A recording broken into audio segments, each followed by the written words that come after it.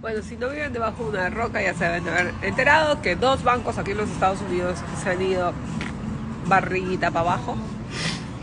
Y eso es lo que significa, bueno, realmente el problema acá es que uno de esos bancos, que era Silicon Valley Bank de California, era como que el 15º banco más grande aquí en los Estados Unidos, y obviamente mucha gente teme el contagio a otros bancos. Aparentemente hay como que ha habido una migración de dinero entre los bancos pequeños a los bancos regionales a los bancos más grandes, como son, digamos, por ejemplo, Chase Bank y todos esos bancos que son mucho más grandes y conocidos. El problema con Silicon Valley, obviamente, que tuvo una corrida bancaria, fue mayormente por el tema de que ellos no tenían una protección, como que se le dice acá un hedge, en contra de la subida de los intereses. Lo gracioso de todo esto es que el CEO de Silicon Valley Bank, antes de decir que tenía que salir a recaudar dinero para salvar al banco, para inyectar el banco con liquidez, él vendió muchísimas acciones antes de cualquier otra persona venderlas primero, haciendo que obviamente de alguna manera él ya sabía, ¿no?, el gran riesgo en el que el banco estaba. Vendió las acciones, se aseguró un dinero y luego de eso entonces comenzó a pedir que la gente inyectara liquidez en el banco, y después el banco se ha ido más, o ha tenido una corrida bancaria más grande, y ahí es que se ha ido para abajo. Pero ¿qué les parece la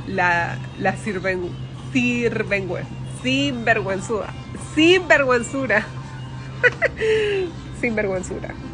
Con esto no estoy diciendo que esto no va a tener un contagio en la economía. Obviamente sí lo va a tener. Hay muchas personas que han perdido mucho dinero. Hay muchas compañías, startups, tecnológicas que han perdido todo su dinero. Y pues obviamente el seguro, que es el FDIC, seguro les va a cubrir hasta $250,000 de ese dinero. Pero muchas personas se dan muchísimas compañías se dan muchísimo más que esos $250,000, ¿no? Entonces ese es el tema, y esas compañías contaban con ese dinero para pagarle a la gente, para pagar su mensualidad, sus cosas, y obviamente ese dinero simplemente ya no está, se volvió $250,000, y inversores o personas que tenían su dinero guardado en el banco, que no son nativos, creo que es de acá, de los Estados Unidos, corríjanmelo si lo saben, porque sé que el seguro tiene limitaciones. O sea, básicamente el FDIC tiene sus limitaciones. Sus limitaciones es que no cubre, por ejemplo, depósitos de personas que no son de acá de Estados Unidos.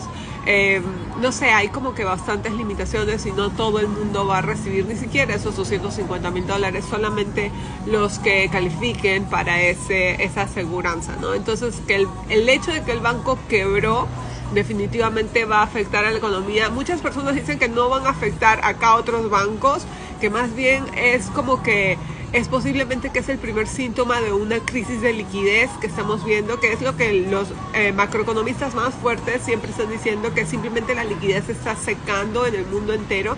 Ya vemos a Bolivia, por ejemplo, se ha quedado con muy pocos dólares, aparentemente no tienen dólares para pagar deudas. Las personas, no sé, vi unas noticias por allá, esta es una crisis de liquidez, y comienza a enseñar las pequeñas rupturas, ¿no?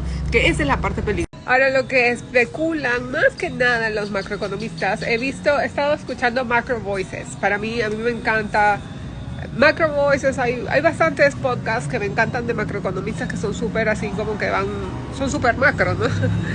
Entonces, ellos por lo general dicen que el riesgo más grande de la economía por esta crisis de liquidez la ven, aunque pueda parecer, claro, bastante riesgoso que ellos lo digan a este punto, pero puede que el riesgo más grande esté en los bienes raíces, como daño colateral de la caída de este banco.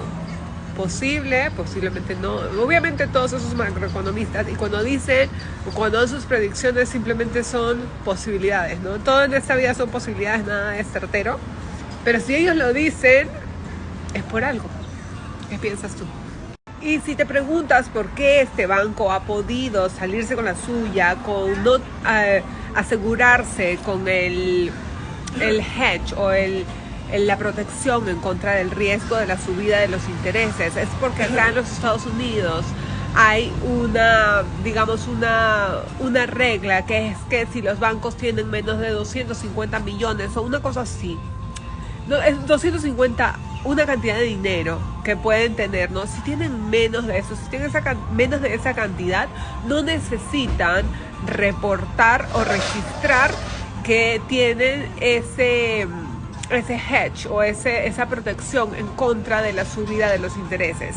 Y este banco, los CEOs de este banco, las personas encargadas de este banco, eran uno de los grandes lobbies, porque acá en los Estados Unidos puedes hacer lobbying, puedes pagar mucho dinero para tratar de que subieran ellos hacían mucho lobbying en el político para que ellos subieran esos, en vez de 250 millones o lo que sea, que lo subieran más, para que ellos no pudieran tener más dinero y no reportar esa protección que deberían de tener, ¿no? En papel, ¿no? Porque no era necesariamente legal para ellos tener esa protección, porque no eran lo suficientemente grandes.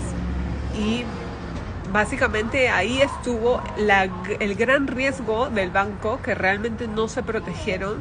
Sabe Dios si sabían exactamente lo que hacían, sabe Dios si realmente este era el fin o no, ¿no? Sabe Dios si esto estaba planeado o no, pero parece, solamente averiguando todas estas cosas, es como que bastante extraño, bastante gracioso, ¿no?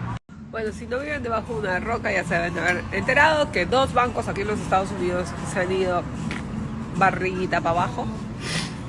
Y eso es lo que significa, bueno, realmente el problema acá es que uno de esos bancos, que era Silicon Valley Bank de California, era como que el 15º banco más grande aquí en los Estados Unidos, y obviamente mucha gente teme el contagio a otros bancos. El problema con Silicon Valley, obviamente, que tuvo una corrida bancaria, fue mayormente por el tema de que ellos no tenían una protección, como que se le dice acá un hedge, en contra de la subida de los intereses. Y si te preguntas por qué este banco ha podido salirse con la suya, con no asegurarse con el hedge o la protección en contra del riesgo de la subida de los intereses, es porque acá en los Estados Unidos hay Lo gracioso de todo esto es que el CEO de Silicon Valley Bank, antes de decir que tenía que salir a recaudar dinero para salvar al banco, para inyectar el banco con liquidez, él vendió muchísimas acciones antes de cualquier otra persona venderlas primero. Hay muchas personas que han perdido mucho dinero. Hay muchas compañías, startups, tecnológicas que han perdido todo su dinero. Es oficial, chicos, el seguro de FDIC, que es el seguro que protege acá a los bancos en Estados Unidos, por ejemplo, cuando se van a la quiebra, ellos protegen hasta $250,000, ha sido subido a ilimitado por la Reserva Federal, por el gobierno de los Estados Unidos. Han decidido rescatar absolutamente todos los depósitos de estos bancos, ilimitado para todos los depositantes. Si eso es una palabra en español, de todas las personas que han hecho un depósito en el banco, o sea, no van a perder su dinero. ¿Cómo les quedó el ojo debajo de la ceja? ¿Estaba esto planeado? ¿Están realmente asustados? ¿Qué les está pasando? Oh, Dios mío, no puedo quitarme los ojos de toda esta noticia. Esto está, pero peor que película de terror, de ficción. Ustedes díganme qué.